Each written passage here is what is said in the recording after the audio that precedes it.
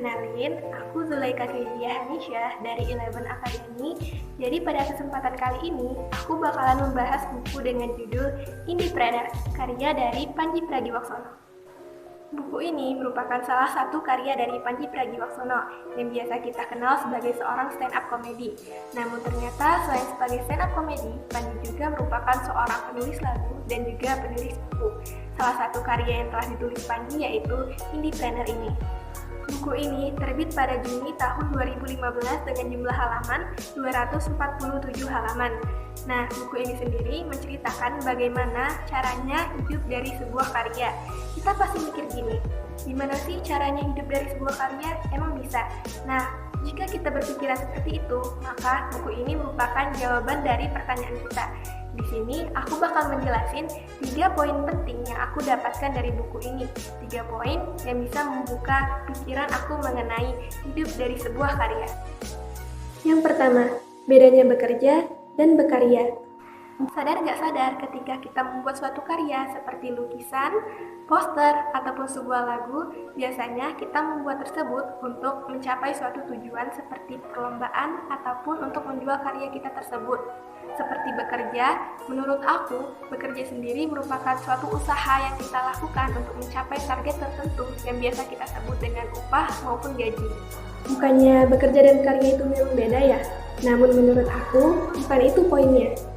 Menurut Pandji, yang dia tuliskan sendiri dalam buku ini, usaha yang kita lakukan untuk mendapatkan suatu penghasilan atau yang biasa kita sebut dengan bekerja, tentunya berbeda dengan berkarya.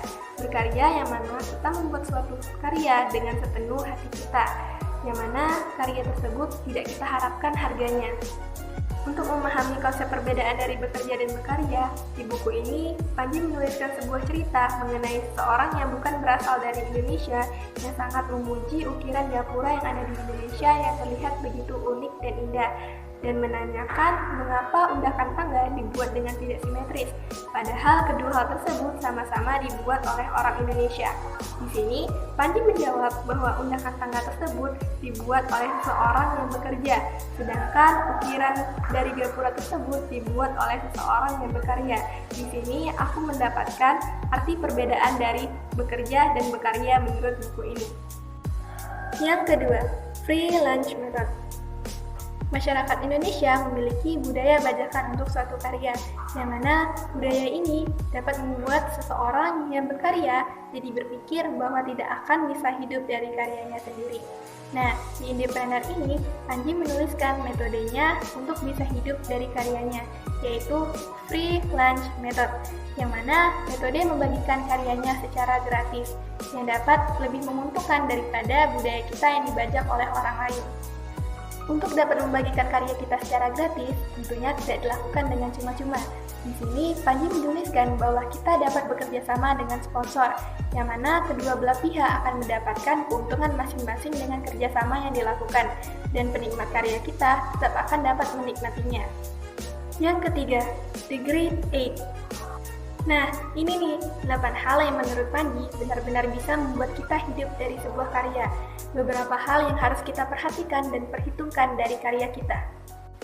8 hal ini berupa produk, promotion, pricing, community, experience, distribution, collaboration, dan team.